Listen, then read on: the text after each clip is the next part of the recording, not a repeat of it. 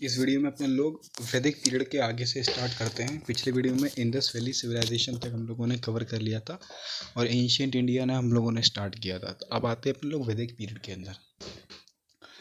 तो सबसे पहले जब तक इंडस वैली सिविलाइजेशन की खोज नहीं हुई थी, उससे पहले हमेशा यही माना जाता था कि जो सबसे पहली सभ्यता थी वो वैदिक सिविलाइजेशन ही थी। हमेशा यही माना जाता था कि वैदिक पीरियड ही सबसे पहले आया था। पर जैसे आपको बताया है कि 1921 के अंदर सबसे पहले वो हुई थी इंडस वैली सिविलाइजेशन के अंदर हड़प्पा मोहनजोदारो वगैरह के अवशेष वगैरह मिले थे। उसके बाद हम लोगों को जाके पता चला था कि नहीं, वैदिक पीरियड पहली सिविलाइजेशन नहीं थी, उससे पहले भी एक सिविलाइजेशन रही थी जो कि इंडस वैली सिविलाइजेशन थी। ये सब हम लोग पिछली वीडियो में कवर कर चुके हैं। अब अपने लोग वैदिक पीरियड के अंदर आते हैं। तो वैदिक पीरियड के अंदर जो था, ये हमारा वैदिक काल 1500 BC से लेके 600 BC तक रहा। अब आप लोग पूछोगे कि जैसे वो जो हमारा इंडस वैली सिविलाइजेशन रहा था वो 2500 से लेके समथिंग अराउंड 1750 BC तक रहा था। 2500 BC से लेके 1750 BC तक रहा था। अब आप पूछोगे कि इतने इस 200 पीरियड के अंदर क्या हुआ, तो आर्कियोलॉजिस्ट के अनुसार ये बोला जाता है कि इस वक्त में कोई भी ऐसी कोई बड़ा इंपॉर्टेंट चीज़ नहीं हुई थी। इस वक्त में सब कुछ खाली पड़ा हुआ था। खाली इन द सेंस कोई नया रिफॉर्म नहीं हुआ था, कोई नई चीज़ उभर के नहीं आई थी। अब बात इसके अंदर आता है जैसे वैदिक पीरियड। अब वैदिक के अंदर जैसे वैदिक जो है वो बना है वेद शब्द से। वेद मतलब वेदा, और वेदा का अर्थ होता है नॉलेज। जैसे आप जानते ही होंगे ऋग्वेद, यजुर्वेद, सामवेद, अथर्ववेद, इन सबको एक नॉलेज का बैंक कहा जाता है। बोला जाता है जैसे जितने भी ये लिटरेरी सोर्सेज हैं इन सबको एक नॉलेज का, वास्ट नॉलेज का वेद कहा जाता है। जैसे इसके अंदर हर एक चीज़ का सोल्यूशन दिया है, जैसे उसके रिस्पेक्टिव फील्ड के अंदर, उसके रिस्पेक्टिव थीम के अंदर। तो जैसे ही अब जैसे वैदिक है, वेद यानी नॉलेज वेस्ट यानी ज्ञान, और ये लिखा किसने था? आर्य ने लिखा था। Arya in the sense Aryans, Aryans हैं जिन्हें श्रेष्ठ या सुपीरियर कहते हैं हिंदी के अंदर। तो 1500 BC से लेके 600 BC तक हमारा पूरा वैदिक पीरियड कहा चला था। और इस वैदिक पीरियड को दो पार्ट में बांटा गया है। तो 1500 BC से लेके यानी 1500 ईसा पूर्व से लेके 1000 ईसा पूर्व तक हमारा जो टाइम लाइन है उसके अंदर 1500 BC से लेके 1000 ईसा पूर्व तक जो टाइम दिया गया है वो ऋग वैदिक पीरियड कहा गया है, और जो दूसरा वाला टाइम दिया गया है वो पोस्ट वैदिक पीरियड कहा गया है।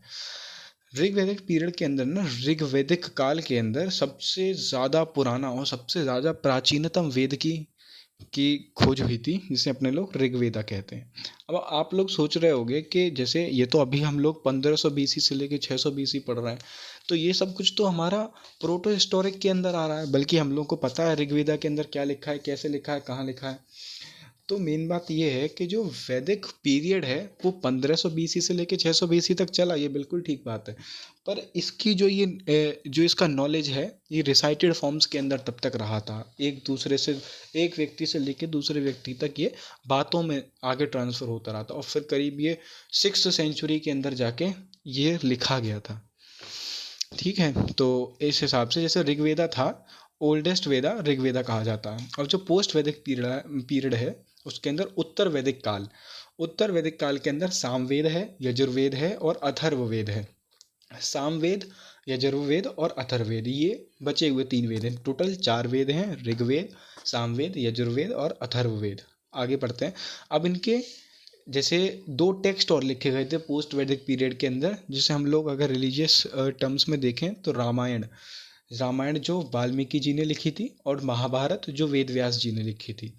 तो ये 2 रिलीजियस टेक्स्ट हैं, हिंदू ग्रंथ हैं ये दोनों, रामायण और महाभारत।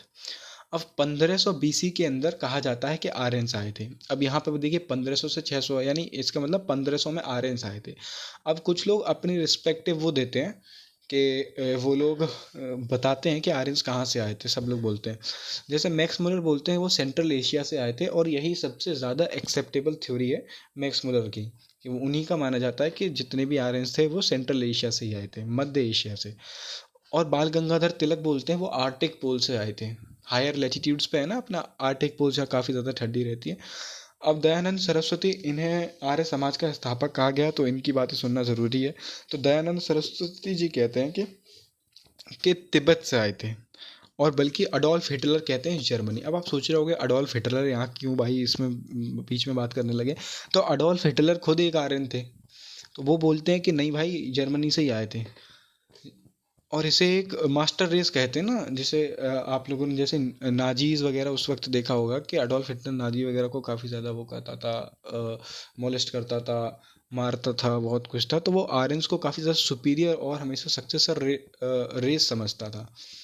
जैसे जेस ओवेंस और लजलोंग की आपने कहानी सुनी होगी। खैर ये सब 10th क्लास की हिस्ट्री के अंदर था कि वो ये डिस्क्रिमिनेशन को ख़त्म करने के लिए ओलंपिक्स के अंदर जो सब कुछ हुआ था जसलोंग और लजलोंग के, जेस ओवेंस और लजलोंग के बीच में। तो अब यहाँ पर आता है अपना कि आर्यन सबने, इसमें आपको बता दिया मैक्स मिलर जो सबसे ज़्यादा एक्सेप्टेड थ्योरी है, वो बोलती है कि मैक्स मिलर ने जो दिया था कि सेंट्रल एशिया से आए थे वो लोग। तो अब कश्मीर से लेके नदर्न राजस्थान तक और अफगानिस्तान से लेके वेस्टर्न गंगा बैंक तक ये जितना भी डिस्टेंस था वो सब कुछ आर्यंस ने इसका नाम आर्यवर्त रखा था। आर्यवर्त जो हमारी इंडिया का सबसे पहला नाम था, वो हम लोग पहले पढ़ चुके हैं। अब सेकंड ओल्डेस्ट सिविलाइजेशन इसे कहा जाता है, इसे द्वितीय प्राचीनतम सभ्यता कहा जाता है। और सबसे मेन डिफरेंस जो है ये रूरल या ग्रामीण सभ्यता कही जाती है, और जो हम लोगों ने इंडस वैली सिविलाइजेशन पढ़ी थी वो एक अर्बन सिविलाइजेशन कही जाती थी, और ये एक रूरल सिविलाइजेशन कही जाती है। और अब इसे वैदिक सिविलाइजेशन को एक रूरल सिविलाइजेशन कहा जाता है। तो वैदिक civilization is considered to be a rural civilization and the main work of the people of this civilization was agriculture and animal husbandry. Means जितने भी पीपल थे वैदिक सिविलाइजेशन के, वो प्राइमरी एक्टिविटीज़ के ऊपर डिपेंड थे अपनी लाइवलीहुड को चलाने के लिए। For their substance they were totally dependent on the primary activities, that is agriculture and animal husbandry. Whereas in Indus Valley civilization, people used to transport from one place to another. People used to make toys. Means they were involved in secondary activities also, or we can say they were involved in tertiary activities too for their livelihood, for their subsistence. अब आती है families की बात। उस वक्त पर आप लोगों ने देखा होगा, जैसे हम जानते हैं, आई गेस शायद हड़प्पा में से एक मूर्ति निकली थी जिसे हम लोग बोलते हैं एक गर्भ में से एक पौधा निकल रहा था, यानी फर्टाइल लैंड की एक वो मूर्ति निकली थी कि एक स्त्री के गर्भ में से एक पौधा निकल रहा था, उसकी एक मूर्ति निकली थी। यानी हम लोग ये कह सकते हैं कि इंडस वैली सिविलाइजेशन की जो मेन लीडर कही जाती थी उस वक्त तक, जो फैमिली की, वो फीमेल्स कही जाती थी। जैसे हम लोगों को एक डांसिंग वो भी मिली थी, क्या कहते हैं, एक डांसिंग उसकी ब्रोंज की बनी हुई एक लड़की की एक वो भी मिली थी। तो उस वक्त तक हम लोग कह सकते हैं कि उस वक्त तक जो थी वो मात्र सनात्मक वो थी। मात्र सनात्मक मतलब फादर मदर हुआ करती थी हेड। अब फैमिलीज के अंदर जो पितृ सनात्मक थी, अब इसके अंदर फादर हेड हुआ करते थे। अब जो ऋग्वेद के अंदर सबसे ज़्यादा इस्तेमाल किया गया शब्द है वो है पिता, जिसे 335 बार यूज़ करा गया है, सबसे ज़्यादा बार यूज़ करा गया। तो हम लोग ये भी इसी बिहाफ पर हम लोग ये बोल सकते हैं कि पितृ सनात्मक थी। अब एग्रीकल्चरल लैंड को उर्वरा और क्षेत्र कहा जाते थे, उर्वरा और क्षेत्र कहा जाता था। अब एग्रीकल्चरल लैंड को इतना स्पेसिफाई क्यों करा, क्योंकि एग्रीकल्चर और एनिमल हस्बेंड्री ही उसके प्राइमरी सोर्सेज थे।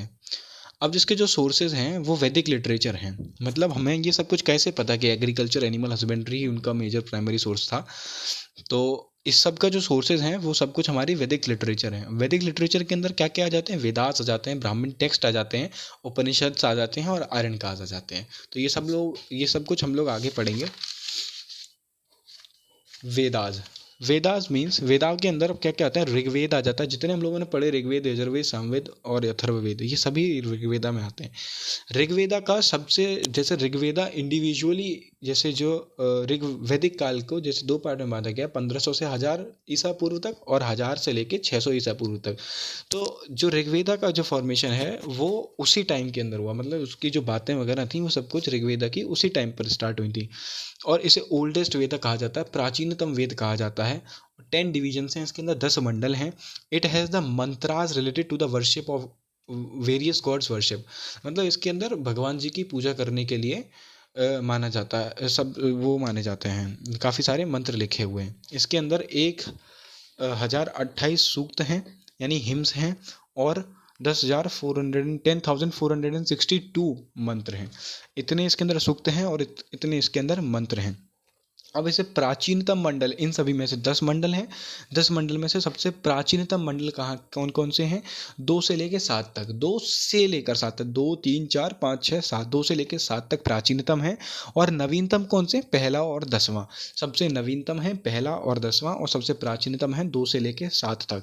यानी सभी मंडलों का संकलन उत्तर वैदिक काल में वेद व्यास के द्वारा किया गया। उत्तर वैदिक काल में, इसका मतलब ये है कि ये उस वक्त लिखे नहीं गए थे, जैसे यानी लिखे भी गए थे, उस वक्त तक लिखे नहीं गए थे, पर इनको ये जो ना मंडल्स हो गया ना, ये एक संग पूरा ऋग्वेद नहीं लिख गया था, इन्हें मंडल्स में बांटा हुआ था। ये अलग अलग करके ये सब कुछ काफ़ी ज़्यादा डिफरेंशिएटेड पड़ी हुई थी, काफ़ी ज़्यादा बटी पड़ी हुई थी। इस सबको इकट्ठा करा और उसे उत्तर वैदिक काल के अंदर वेद व्यास जी ने लिखा।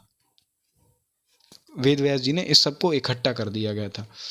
संकलन उत्तर वैदिक काल में वेद व्यास द्वारा जी किया, संकलन यानी कंबाइन कर दिया था इस सब चीज़ को।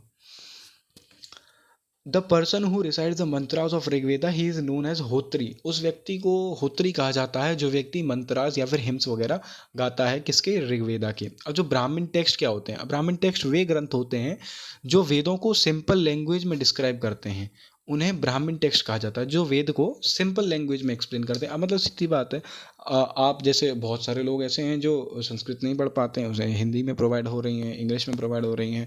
अब मुस्लिम्स में लोग, हो सकता है काफ़ी सारे लोग जो उर्दू में ना पढ़ पाते हैं, उनके लिए हिंदी में प्रोवाइड होती है। ऐसे ही करके ब्राह्मण टेक्स्ट वो होते हैं जो ग्रंथ को सिंप्लीफाइड लैंग्वेज के अंदर डिस्क्राइब करते हैं, उन्हें ब्राह्मण टेक्स्ट कहा जाता है। तो ऋग्वेदा था, ऋग्वेदा का एक उपवेद था और दो वो क्या कहते हैं, ब्राह्मण टेक्स्ट थे।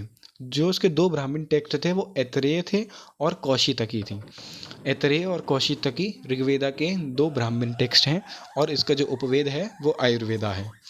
अब इसका तीसरा मंडल, अब जैसे हमें पता है कि 10 मंडल थे, इसका जो तीसरा मंडल है, तीसरे मंडल में विश्वामित्र द्वारा की दिया गया गायत्री मंत्र है। जो गायत्री मंत्र आज तक यूज़ होता है, इस गायत्री मंत्र को किसने दिया था? विश्वामित्र जी ने दिया था।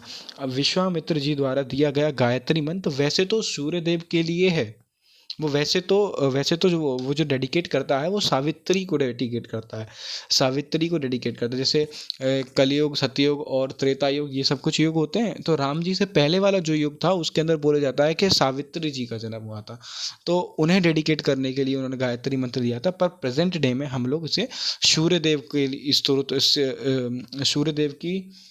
सूर्यदेव की वर्शिप के लिए हम लोग इसे यूज़ करते हैं। अब जो 10वां मंडल है वो है महासूक्त्य। 10वें मंडल के अंदर महासूक्त, 10वें मंडल के अंदर महासूक्त के अंदर वर्ण व्यवस्था की स्थापना हुई है। मतलब उसमें बताया गया है कि वर्ण होते हैं, इंसान को बांटा गया वर्ण के बीच में, यानी ब्राह्मण, क्षत्रिय, वैश्य और शूद्र, इन सब के अंदर 10वें मंडल ऑफ द ऋग्वेदा के अंदर बताया गया। हमें पता है पहला और 10वां नवीनतम है, 2 से लेकर 7 तक प्राचीनतम वो है, और 10वें मंडल के अंदर महासूक्त यानी ये ऋषि थे, इनके द्वारा ये गठित था, इन्होंने लिखा था ये 10वां मंडल, इन्होंने बनाया था ये 10वां मंडल, और इसके अंदर उन्होंने वर्ण व्यवस्था की बात करी है। इसके अंदर ब्राह्मण, क्षत्रिय, वैश्य और शूद्र की बात चलाई है उन्होंने। इन वैदिक period river Saraswati has been described as the most holy river, यानी जो सबसे ज़्यादा होली और सबसे ज़्यादा पवित्र रिवर वैदिक पीरियड में जो मानी जाती थी वो सरस्वती थी, और जो सबसे ज़्यादा इम्पोर्टेंट रिवर जो मानी जाती थी वो इंदस थी। उस वक्त की सबसे ज़्यादा इम्पोर्टेंट रिवर इंदस थी और सबसे ज़्यादा पवित्र रिवर सरस्वती थी। अब आता है सामवेद। हम लोगों ने ऋग्वेद पढ़ लिया, अब ऋग्वेद की बात आता है सामवेद। सामवेद जो है वो वर्ड से बना है साम, साम का मतलब होता है सिंगिंग, गायन। सामवेद को ही फादर ऑफ इंडियन म्यूजिक कहा जाता है, भारतीय संगीत का जनक, भारतीय संगीत का जनक कहा जाता है। First description of 7 musical notes, इसी से हम लोगों को पता चला था कि सा रे गा मा पा धा नी, ये 7 सुर जो होते हैं, इन्हीं पे जितना सब कुछ म्यूजिकल इंडस्ट्री टिकी हुई है, ये सब कुछ भी टिका हुआ है वो सारे गामा पा इस पर टिका हुआ है। तो ये सब कुछ हम लोगों को इसके फर्स्ट डिस्क्रिप्शन जो मिले थे वो सामवेद के अंदर मिले थे। It has those mantras of Rigveda which are sung not recited, यानी इसके अंदर ऋग्वेदा के कुछ ऐसे मंत्र भी हैं जो जिन्हें सिर्फ गाया जाता है, जिन्हें पढ़ा नहीं जाता, जिन्हें गाया जाता है। इस इन it has those mantras of Rigveda which are sung not recited. The person who sings the mantras of Ramved is known as Udgata, यानी जो व्यक्ति सामवेद के मंत्र को गाता है उसे उद्गाता कहा जाता है। ब्राह्मण टेक्स्ट, ब्राह्मण टेक्स्ट इसके कौन कौन से हैं? पंचविश इसका ब्राह्मण टेक्स्ट है। हम लोगों को पता है सामवेद का ब्राह्मण टेक्स्ट क्या है? पंचवेश। और हमारे जो वो है ऋग्वेद का ब्राह्मण टेक्स्ट कितने हैं? 2 ब्राह्मण टेक्स्ट हैं, एक ऐतरेय है और एक कौशितकी है। और उसका उपवेद कौन सा है? आयुर्वेद। किसका उपवेद? ऋग्वेदा का उपवेद। अब आता है अपना ब्राह्मण टेक्स्ट। ब्राह्मण टेक्स्ट जो है वो जो उसका ब्राह्मण टेक्स्ट है पंचविश है, किसका है? सामवेद का। और इसका जो उपवेद है वो गंधर्व वेद है, गंधर्व वेद जो इसका है उपवेद। अब यजुर्वेद की बात आती है। यजुर्वेद जो वर्ड बना है वो यजुर से बना है। यजुर मतलब यज्ञ, यजुर का अर्थ होता है यज्ञ, यानी यज्ञ का मतलब यज्ञ। It has the mantras related to the rules of yajna and other religious works. इसके अंदर जितने भी मंत्र हैं वो रूल्स से रिलेटेड हैं, जो हम लोग यज्ञ करते हुए जितनी भी विधि वगैरह होती हैं वो सब कुछ यजुर्वेद के अंदर लिखा गया है। It is the only Veda in stanza and poetry. ये ही इकलौता एक वेद है जो गद्य एवं पद्य के अंदर पाया गया है, जो गद्य एवं पद्य के अंदर लिखा गया है। Person who recites the mantras of Yajurveda is known as Adhvaryu. Adhvaryu, जो व्यक्ति वो गाता है यजुर्वेद के मंत्र गाता है या रिसाइट करता है तो उसे अधर्व्यू कहा गया है। और it has only Veda in stanza and poetry. इसके अंदर एक ही वेदा है, ये इकलौता वेदा है जिसे गद्य एवं पद्य में लिखा गया है। और उपवेद, जो इसका उपवेद है वो धनुर्वेद है। धनुर्वेद जो इसका उपवेद है और इसका ब्राह्मण टेक्स्ट है वो तैत्तरीय एवं शतपथ ब्राह्मण है। शतपथ ब्राह्मण इसे हिंदी में कहा जाता है। शतपथ इसका ब्राह्मण टेक्स्ट है, तैत्तरीय और शतपथ किसका? यजुर्वेद का। अब आता अथर्ववेद। अथर्ववेद को न्यूएस्ट वेदा कंसिडर करा जाता है सभी में। इसमें 20 अध्याय हैं, 731 सूक्त हिम्स हैं यानी और 6000 मंत्र हैं। इट्स ब्राह्मण टेक्स्ट इज गोपत ब्राह्मण। इसका जो ब्राह्मण टेक्स्ट है, अथर्ववेद का जो ब्राह्मण टेक्स्ट है वो गोपत ब्राह्मण है। उपवेद जो है शिल्प वेदा है। उपवेद जो है वो शिल्प वेदा है। इसका उपवेद क्या था? यजुर्वेद का। यजुर्वेद का जो हमारा उपवेद था वो धनुर्वेद था। धनुर्वेद के बाद अथर्ववेद। अथर्ववेद के क्या जो उपवेद था वो शिल्प वेद है। Person who recites the mantras of Atharvaveda is known as Brahma. जो व्यक्ति अथर्ववेद के वो करता है, अथर्ववेद के मंत्रास को रिसाइट करता है उसे ब्रह्मा कहा जाता है। और वही जो व्यक्ति यजुर्वेद के मंत्रास को वो करता है तो उसे अधर्व्यू कहा जाता है, अधर्व्यू। जादू टोना भूत प्रेत एवं अन्य औषधियों एवं उपचारों से संबंधित मंत्रों का संकलन किया गया है। It has the mantras related to black magic, evil souls and other treatments and medicine. इसके अंदर मंत्रास वगैरह हैं भूत प्रेत जादू वगैरह से रिलेटेड। अब अथर्ववेद के अंदर ही 2 महाजनपद का भी उल्लेख किया गया है। आगे हम लोग पढ़ेंगे महाजनपद के बारे में। वो 2 महाजनपद कौन से हैं? अंग और मगध। अंग और मगध 16 में से 2 महाजनपद हैं। ओवरऑल टोटल 16 महाजनपद थे और पर इसके अंदर सिर्फ 2 ही महाजनपदों का उल्लेख किया गया है। अब कुरु, एक कुरु जो थे, कुरु वंश था, उसके जो रूलर थे वो थे परीक्षित। इसमें अंदर बताया गया है, अथर्ववेद के अंदर ही बताया गया है कि कुरु वंश के जो रूलर थे वो परीक्षित थे। और first description of Kashi, Kashi का पहला डिस्क्रिप्शन भी इसी के अंदर है, अथर्ववेद के अंदर है। और सभा और समिति 2 शब्द यूज करे गए हैं अथर्ववेद के अंदर। और सभा और समिति को प्रजापति की 2 पुत्रियां बताया गया है अथर्ववेद के अंदर। अब आते हैं अरण्यका या आरण्यक। इसका जो वर्ड का मतलब है आरण्य, इसका मतलब है फॉरेस्ट या वन। The text were evoluted in the forest are known as Aranyaka. जो टेक्स्ट फॉरेस्ट के अंदर पाए गए थे, जो वहाँ से उत्पन्न हुए हैं, उन्हें हम लोग आरण्यक कहते हैं। और एट प्रेजेंट 7 आरण्यक हम लोगों को पता हैं टोटल, और वर्तमान में 7 आरण्यक हैं। सॉरी, ऐतरेय। अब आप सोच रहे होंगे ये ऐतरेय कहीं नाम सुना सुना लग रहा है। ये ऐतरेय हमारा ब्राह्मण टेक्स्ट है। ब्राह्मण टेक्स्ट किसका है? ये ऐतरेय हमारा ब्राह्मण टेक्स्ट है ऋग्वेद का ऐतरेय, और सोई यहाँ पर ये लिखा है ऐतरेय। तेतरी, तेतरी, तेतरी ये देखिए तेतरी ब्राह्मण टेक्स्ट कितना किसका है, यजुर्वेद का है। मध्यतिन, शंखाचन, मैत्रायणी और तलवकार और बृहदारचक,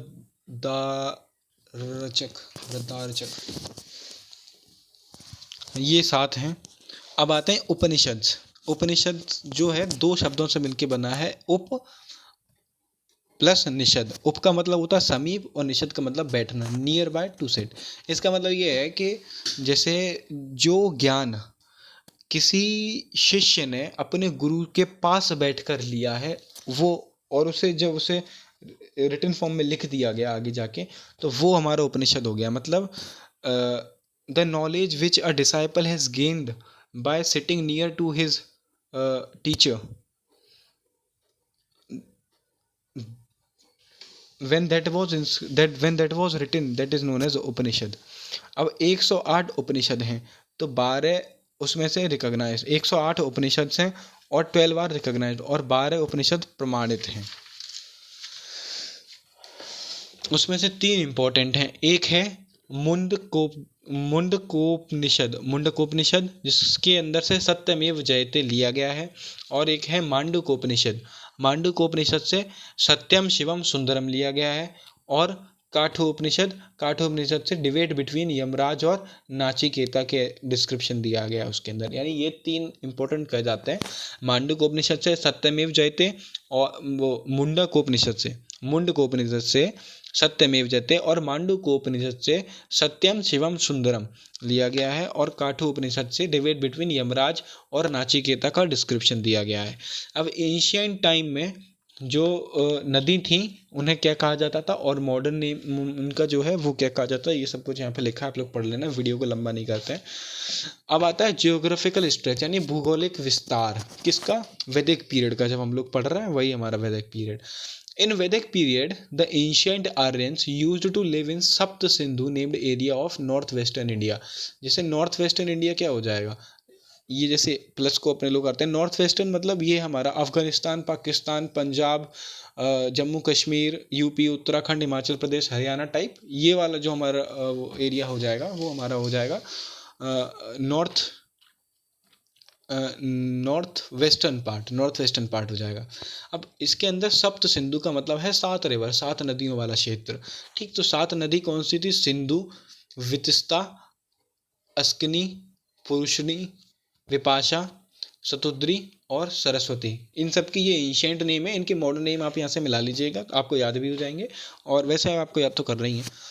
आर्यों के 5 कबीले थे, आर्यों के टोटल 5 कबीले थे। मतलब अब जैसे अब यहाँ पे बात चल रही है, अब ये लोग कैसे रहते थे, मतलब इन लोगों के टोटल 5 कबीले थे, इन्हें जन कहा जाता था, 5 जन। इनकी जो कम्युनिटी थी, इनका जो समुदाय था उसे पंचजन कहा जाता था, क्योंकि 5 जन थे। अब इनकी एक पूरी कम्युनिटी को पंचजन कहा जाता था। उसमें से 2 प्रमुख शासक थे, 2 जो फेमस रूलर थे, एक थे भरत और एक त्रिस्तु। यही भरत, ये भी बोला जाता है कि भरत इन्हीं के नाम पर भारतवर्ष का नाम पड़ा था। अब इनके जो समर्थक थे वो थे हमारे फॉलोअर, कह सकते हैं समर्थक, फॉलोअर। गुरु वशिष्ठ जो उनके थे वो समर्थक थे। अब जो दसराज्य युद्ध कहा जाता है, 10 राजों का जो युद्ध कहा जाता था, अ वॉर ऑफ 10 रूलर्स जिसे कहा जाता है, वो क्यों हुई थी वो भी देख लीजिए। Battle at the bank of Purushni river, हम लोगों को पता है पुरुषनी रिवर रावी रिवर, तो पुरुषनी रिवर को ही रावी रिवर कहा जाता है। जो ये बैटल हुई थी 10 राजन वॉर, ये जो हमारी हुई थी पुरुषनी रिवर के पास, यानी रावी रिवर के पास हुई थी। जो इसका रीज़न था, जो इसका कारण था, वो था भरत वंश का एक राजा था सुदास। जो सुदास एक राजा थे भरत वंश के। इस भरत वंश के अंदर इन सुदास ने गुरु वशिष्ठ, जो वहाँ के राजपुरोहित थे गुरु वशिष्ठ, गुरु विश्वामित्र वहाँ के राजपुरोहित थे। अब सुदास ने राजपुरोहित जो कि गुरु विश्वामित्र जी थे, उनकी बेइज्जती कर दी या उनका उपहास बना दिया, और उन्हें उपहास बनाकर उन्हें राज्य से निकाल दिया, और उनकी जगह गुरु वशिष्ठ को रख लिया। अब इससे अपमानित होकर उन्होंने अपने पूरे पंचजन का वो इकट्ठा कर लिया, पंचजन के 10 राज्यों ने आक्रमण किया। फिर किसके ऊपर? सुदास के ऊपर। पर ये देखिए, इसमें इस युद्ध में सुदास विजयी हुआ। इस युद्ध में सुदास विजयी हुआ। और सोर्सेज जो इसके बताते हैं, जो इसका स्रोत है, वो 7वां मंडल है ऋग्वेद का। मैंने आपको बता रखा है 10 मंडल हैं, 10 में से 2 से लेकर 7 तक प्राचीनतम है और पहला और 10वां नवीनतम है। और तीसरे मंडल के अंदर हमें गुरु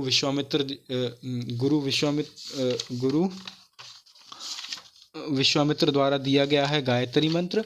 और 10वें मंडल के अंदर महाशुक्त्य द्वारा वर्ण स्थापना बताई गई थी। अब तो ऐसे ही स्रोत के अंदर 7वें मंडल के अंदर दशराग्य युद्ध का वर्णन किया गया है। और ये जो 7वां सोर्स है वो किस द्वारा रचित है? वो गुरु वशिष्ठ द्वारा लिखा गया था। पराजित जनों में सबसे श्रेष्ठ पुरुजन थे। उस वक्त जब उन्होंने 10 राजाओं को हरा दिया था सुदास ने, तो इनके जो पराजित जनों में से जो सबसे श्रेष्ठ था वो पुरुजन थे। और भारतवंश और पुरुजंश में आगे जाके मित्रता होती है, यानी भरतवंश, यानी जिसके जो राजा सुदास थे, भरतवंश में और पुरुजन के अंदर आगे जाके मित्रता हो जाती है। और भरत प्लस पुरु ही आगे जाके कुरु डायनेस्टी को फॉर्म करते हैं। अब आ जाता है इनका प्रशासन कैसे चलता था, इनका एडमिनिस्ट्रेशन कैसा था। ऋग्वेद के अंदर 8 बार सभा का यूज करा गया है। ऋग्वेद के अंदर 8 बार सभा का यूज करा गया, यानी वैदिक काल में एक संस्था माना जाता था। जैसे हम लोगों को पता है अथर्ववेद के अंदर हम लोग जानते हैं सभा और समिति को राजा की पुत्री कहा जाता था, कहा गया है। पर यहाँ के अंदर ऋग्वेदा के अंदर इसके अंदर जो बताया गया है वो है कि सभा को वैदिक काल की एक संस्था बताया जाता था। संस्था। और पुरुष और महिला दोनों का प्रवेश इसमें संभव था। इसके अंदर ये एक संस्था थी, एक ऑर्गेनाइजेशन समझ लीजिए। सभा को एक ऑर्गेनाइजेशन समझ लीजिए। जैसे मान लीजिए नाटो एक ऑर्गेनाइजेशन है, जैसे यूनेस्को, और ये सारी एक ऑर्गेनाइजेशन है ना, वैसे ही एक ऑर्गेनाइजेशन समझ लीजिए। एक ऑर्गेनाइजेशन थी जिसे सभा कहा जाता था। ऋग्वेदा वैदिक काल के अंदर सभा को एक संस्था कहा गया है। इसके अंदर पुरुष और महिलाओं दोनों का प्रवेश संभव था। उसमें पुरुष को सभ्य कहा जाता था और महिला को सभावती कहा जाता था। अब जो ऋग्वेद है हमारा, ऋग्वेद के अंदर 7 बार समिति का प्रयोग किया गया है। ऋग्वेद के अंदर 9 बार समिति का, 7 बार, सॉरी उस गलती से बोल देता। ऋग्वेद के अंदर 9 बार समिति का प्रयोग किया गया है। जैसे उसके अंदर मैंने बताया अथर्ववेद के अंदर सभा और समिति को राजा की 2 पुत्रियों के रूप में बताया गया है। पर यहाँ पे समिति का जो अर्थ है, यह भी ऋग्वेदिक काल में प्रमुख संस्था थी। इसे भी ऋग्वेदिक काल में एक प्रमुख संस्था कही जाती थी। पर इसमें साधारण लोगों का प्रवेश संभव था। इसमें एक नॉर्मल पर्सन है वो भी इसके अंदर जा सकता था। अब एक तरह ऋग्वेद के अंदर 122 बार विदथ का यूज करा गया। 122 बार, सबसे ज़्यादा बार करा गया है। मतलब सबसे ज़्यादा बार तो वैसे ऋग्वेद में आपको पता ही है, पिता शब्द का यूज करा गया है। पर इन सभा के संस्था के तौर पर विदथ का सबसे ज़्यादा यूज करा गया है। ऋग्वेदिक काल का सबसे प्रमुख संस्था हुआ करती थी। ऋग्वेद की काल की सबसे प्रमुख संस्था किसे कही जाती है? विदथ को कही जाती है। और इस संस्था में बुद्ध और विद्वान लोग ही हुआ करते थे। अब हमारा जो आता है वो आता है ज्योग्राफिकल स्ट्रेच ऑफ पोस्ट वैदिक पीरियड। अब पोस्ट वैदिक पीरियड मैंने आपको बताया था, वैदिक पीरियड को 2 भागों में बांटा गया है, एक वैदिक पीरियड और दूसरा पोस्ट वैदिक पीरियड। वैदिक पीरियड के अंदर ऋग्वेदा का फॉर्म हुआ था और पोस्ट वैदिक पीरियड के अंदर बाकी सामवेद, यजुर्वेद और अथर्ववेद का फॉर्म हुआ था। उत्तर वैदिक काल का भौगोलिक विस्तार पढ़ते हैं अपने लोग। मेन जो एरिया है वो वेस्टर्न यूपी, मैंने आपको बोला कि वेस्टर्न आर्यंस वगैरह थे तो मोस्टली इसी टाइप एरिया में रहे होंगे, नॉर्थ वेस्टर्न पार्ट के अंदर। तो नॉर्थ वेस्टर्न यूपी हो गया, गंगा और यमुना द्वाब का। अब जो कुरु डायनेस्टी थी तो पंजाब, हरियाणा, दिल्ली, वेस्टर्न यूपी, ये सब के इसके अंदर कुरु डायनेस्टी बसी हुई थी। और जो कुरु डायनेस्टी की कैपिटल थी वो हस्तिनापुर और इंद्रप्रस्थ कहा जाता है। अगर हम लोग इसे रिलीजियस उससे देखें, नज़रिए से देखें, तो आप जानते हैं हस्तिनापुर और इंद्रप्रस्थ सुने नाम लग रहा है ना, सुने नाम। ये नाम है अपने महाभारत के अंदर जो जिसके ऊपर लड़ाई हुई थी। हस्तिनापुर उसकी कैपिटल थी, इंद्रप्रस्थ उसकी कैपिटल थी जो पांडवों को दिया गया था, इंद्रप्रस्थ उसकी थी। तो ऐसे ही इसके ऊपर लड़ाई हुई थी इसके। अब इतिहास के अंदर जो कुरु डायनेस्टी का युद्ध है, जो कुरु डायनेस्टी का युद्ध है उसका इतिहास जो बताता है वो भरत वॉर ही बताता है। भरत वॉर, इस भरत वॉर को ही टेक्स्ट में क्या कहा जाता है, महाभारत। महाभारत जो इसका टेक्स्ट है, भरत वॉर का जो टेक्स्ट है उसे महाभारत कहा जाता है। और यही महाभारत है जो हिंदू धर्म का एक रिलीजियस बहुत ही ज़्यादा रिलीजियस ग्रंथ माना जाता है। इसके अंदर कृष्ण जी ने बहुत ही ज़्यादा ज्ञानपूर्वक बातें करी हैं और बहुत ही ज़्यादा ज्ञान दिया है, और इसी सब को महाभारत के अंदर बताया गया। और हस्तिनापुर में बात बताया जाता है कि हस्तिनापुर में बाढ़ आ गई थी, उसके बाद यहाँ से सभी लोग शिफ्ट हो गए थे प्रयाग और कौशाम्बी के अंदर। ठीक, अब आती है अर्थव्यवस्था, यानी this economy was dependent on agriculture and there economy was dependent on agriculture and animal husbandry. हमने स्टार्टिंग में ही पढ़ लिया था कि जो वैदिक कल्चर का जो प्राइमरी एक्टिविटीज़ थी वो यही थी, क्या थी हमारी, वैदिक वो एग्रीकल्चर और एनिमल हस्बेंड्री। अब इसका डोमेस्टिकेशन यानी पशुपालन भी था। गाय, भैंस, भेड़, बकरी और घोड़े पाले जाते थे for milk, meat and leather, milk, meat और लेदर के लिए। The most holy animal of वैदिक पीरियड इज काव। हम लोग जानते हैं कि इंडस वैली सिविलाइजेशन के अंदर हाथी और घोड़े, इन दोनों का ही वर्णन करा गया था। हमें लोगों को पता है कि इतना ही जानते थे अपने लोग उस टाइम तक कि हाथी और घोड़े और कुत्ते के भी अवशेष मिले, हालांकि कुत्ता भी था। पर उस वक्त गाय का कोई वो नहीं था रूल कि गाय को बहुत ज़्यादा पवित्र माना जाता, पर इसके अंदर गाय को वैदिक पीरियड के अंदर गाय को माना जाता है most most holy animal. Holi animal जो माना जाता है वो गाय को माना जाता है। और उस वक्त पर जो सबसे ज़्यादा धनी व्यक्ति होता था, उस समाज में जो सबसे ज़्यादा धनी व्यक्ति होता था उसे गोमत कहा जाता था। गोमत मतलब गाय की इतनी ज़्यादा कीमत थी, इतना ज़्यादा पवित्र माना जाता था उस बात तक, उस ड्यूरेशन के अंदर, वैदिक पीरियड के अंदर, कि सबसे ज़्यादा धनी व्यक्ति वो होता था जिसके पास गाय होती थी, और गोमत कहा जाता था उस व्यक्ति को। और सबसे, मान लीजिए किसी व्यक्ति को कोई बहुत ही महंगी चीज़ खरीदनी है, जैसे पहले, हालांकि उस वक्त तक भी बार्टर सिस्टम चला है, इंडस वैली सिविलाइजेशन के अंदर भी बार्टर सिस्टम चल रहा था, वैदिक पीरियड के अंदर भी बार्टर सिस्टम चल रहा था। तो किसी व्यक्ति को जब कोई बहुत महंगी चीज़ लेनी होती थी, बहुत उपयोगी चीज़ लेनी होती थी और बहुत ही ज़्यादा महंगी चीज़ लेनी होती थी, तो फिर उस वक्त पर आदमी को अपनी गाय देनी पड़ती थी दूसरे व्यक्ति को। समझ रहे हैं आप लोग कि उस वक्त गाय की क्या कीमत रही होगी। कि जैसे मान लीजिए आज की समझ लीजिए, जैसे आज बार्टर सिस्टम है, तो आज किसी को लेनी है लैम्बोर्गिनी लेनी है, मान लीजिए कोई बहुत बड़ी, मान लीजिए आज उसे एंटीलिया टावर खरीदना, तो वो एक गाय दे देगा, बस लो, ऐसा हो गया अपना पूरा। मतलब गाय की इतनी ज़्यादा रिस्पेक्ट थी।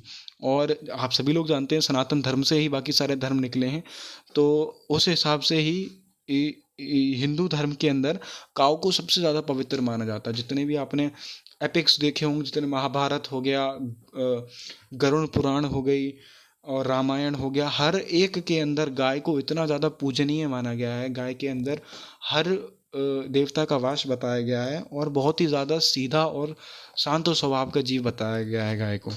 और पुत्री जो होती थी, जैसे अब गाय की तुलना पुत्री से करी गई है, इसका मतलब जो गाय है और पुत्री है उन दोनों का बहुत ही ज़्यादा सम्मानीय तौर पर देखा जाता था वैदिक कल्चर के अंदर, और बहुत ही ज़्यादा सम्मान दिया जाता था इन दोनों चीज़ों को। और पुत्री को दोहत्री कहा जाता है।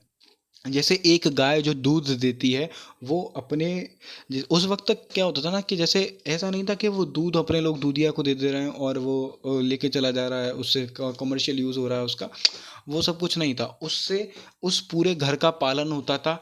और ये सब कुछ जो वैदिक पीरियड के अंदर, जैसे अभी तो ऐसा होता है कि बछड़े को थोड़ा दूध पिलाएंगे, उसके बाद वो सब कुछ छोड़ देंगे, फिर बाकी दूध इंसान पी लेते हैं। उस वक्त तक क्या था कि इंसान अपनी ज़रूरत के हिसाब से थोड़ा दूध ले लिया, दूध मट्ठा जो कुछ था वो सब कुछ गाय को हानि करे बिना और गाय की संतुष्टि को देखते हुए सब कुछ कार्य होते थे।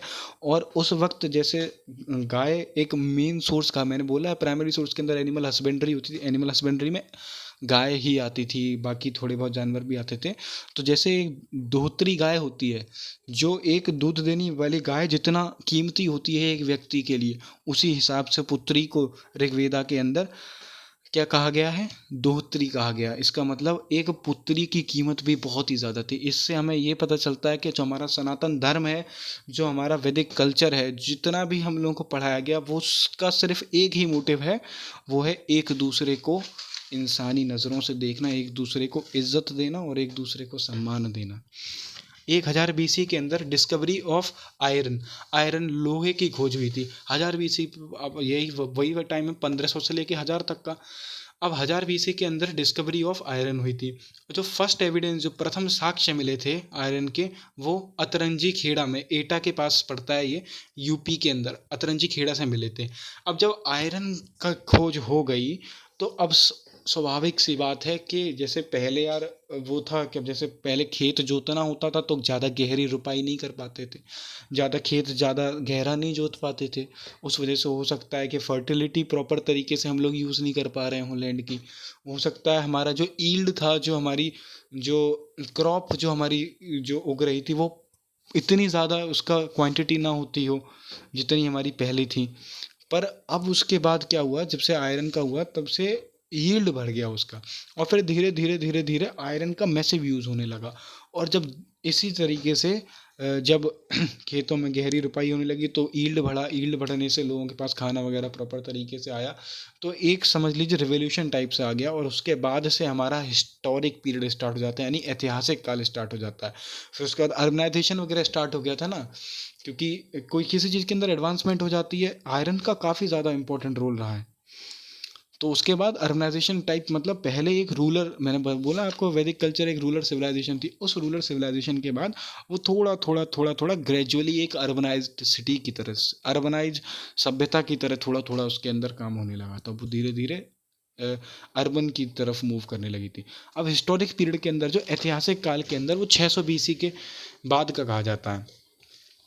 तो 1000 BC के अंदर आयरन की खोज हुई, फिर उसके बाद धीरे धीरे एडवांसमेंट होता गया होता गया होता गया, कभी आयरन से ये बना, कभी आयरन से वो बना, ये बना, वो बना, वो बना, और ऐसे ही करके 600 BC के बाद हिस्टोरिक पीरियड, ऐतिहासिक काल स्टार्ट हो जाता है। अब हिस्टोरिक पीरियड के अंदर, ऐतिहासिक काल के अंदर 16 महाजनपद का बोला जाता है कि 600 BC के अंदर 16 महाजनपद थे। इसका जो सोर्स है वो बुद्धिस्ट टेक्स्ट हैं, मतलब बुद्धिस्ट टेक्स्ट बताते हैं कि अंगुत्तर निकाया, और जैनिज्म टेक्स्ट है भगवती सूत्र। ये दो बताते हैं कि वहाँ पर 16 जनपद थे।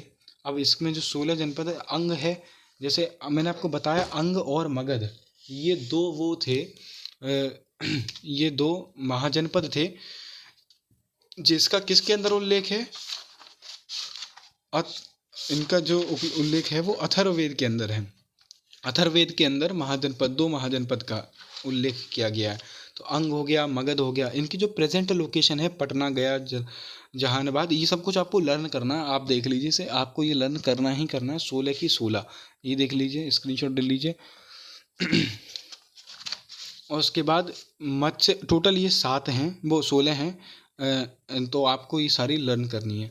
अब आ जाता है हमारा, ये इतना अपने लोगों को लर्न करना है। रिलीजियस मूवमेंट जब से हमारा स्टार्ट होगा, वो अपने लोग अगली वीडियो के अंदर स्टार्ट करेंगे। कुछ इसमें से मेन आप लोगों को बता देता हूँ। जैसे हाँ, जैसे काशी वो जो है, जैसे अंग, आप जैसे हम लोग अंग पढ़ चुके हैं, अंग बता देते हैं। Presently in Bhagalpur and Munger of Bihar, ये भागलपुर और मुंगेर के अंदर बिहार में है। और मगध जो है हमारे प्रेजेंट लोकेशन पटना, गया, जहानाबाद, ये सब भी हमारा। इसकी जो पहली कैपिटल थी राजगृह थी, पाटलिपुत्र दूसरी कैपिटल थी, और वैशाली इसकी तीसरी कैपिटल थी। काशी जो है, Kashi, Varanasi is it's capital. आज वाराणसी नाम से ये उत्तर प्रदेश के अंदर है, और वाराणसी को ना ओल्डेस्ट लिविंग सिटी कहा जाता है, oldest live city of the world. और ये भी कहा जाता है, अगर हम लोग धार्मिक मान्यताओं को देखें तो वाराणसी को कहा जाता है कि ये शिव जी के त्रिशूल पर बसी हुई है, न इसका कभी अंत नहीं होगा। और बोला जाता है कि जो व्यक्ति वाराणसी में ख़त्म होता है, जिसकी मृत्यु वाराणसी में होती है, उसे डायरेक्ट वाइल्ड क्राफ्ट एंट्री मिलती है। कहाँ पर, किसके लिए, हेवन के लिए, स्वर्ग के लिए। तो मतलब आदमी हर जगह जीना चाहता है, और आदमी वाराणसी में मरना चाहता है कि मेरी मौत हो तो वाराणसी में ही हो। और कौशल के अंदर प्रेजेंट सिचुएशन अवध के अंदर है। अवध यानी जो प्रेजेंट अयोध्या है, कैपिटल यानी सारावती और अयोध्या। वत्स प्रेजेंट लोकेशन इलाहाबाद और प्रयागराज का रीजन मिर्ज़ापुर का रीजन है। इसकी कैपिटल है कौशाम्बी। छेदी, छेदी की जो प्रेजेंट लोकेशन है बुंदेलखंड एरिया है। बुंदेलखंड एरिया मतलब नॉर्दर्न पार्ट ऑफ वो southern part of Uttar Pradesh and northern part of Madhya Pradesh. Panchal present location Rohilkhand area है। रोहिलखंड एरिया मतलब बरेली टाइप का जो एरिया है उस तरफ रोहिलखंड एरिया है। इसकी कैपिटल थी अहिच्छत्र और कामपिल्य। हाँ। मल्ल, इसकी present location north eastern UP area. Capital Kushinagar और पावापुरी। और हाँ, मल्ल और वेजी ये ही दो रिपब्लिक स्टेट हैं। मतलब यहाँ पर तो राजाओं का गठन हुआ करता था, यहाँ राजा सिस्टम मोनार्की चलती थी, पर यहाँ एक रिपब्लिक स्टेट था। मतलब यहाँ पर समझ लीजिए किस प्रजा द्वारा चूज किया जाता था राजा कि हमारा राजा कौन बनेगा, हमारा राजा कौन बनेगा। एक प्रॉपर तरीके से लोग मिलके बात करते थे कि भाई ये दिक्कत आ गई तो इसके ऊपर क्या बात करें। जैसे आज की अपनी असेंबली होती है उस हिसाब से समझ लीजिए, लेजिस्लेटिव असेंबली होगी, लेजिस्लेटिव काउंसिल, उस हिसाब से समझ लीजिए कि उस वक्त पर भी लोग मिलकर एक दूसरे से बात करते थे। यानी मान लीजिए किसी वेजी पे मान लीजिए हमला कर दिया किसी ने, तो एक पूरी सभा बैठती थी, डिस्कस होता था कि भाई इस वक्त पे हमें क्या करना चाहिए। मतलब ओवरऑल जब बहुत सारे लोगों का ज्ञान एक जगह आके मिलता था तो एक बहुत ही ज़्यादा बढ़िया डिसीजन लिया जा सकता था, जो कि एक मोनार्की वाले में ऑब्वियसली नहीं हो पाता है। मोनार्की में राजा अपनी इच्छा करता है। आप लोग इसे भी लर्न कर लीजिएगा और इसे भी लर्न कर लीजिएगा। धन्यवाद भ्राताश्री।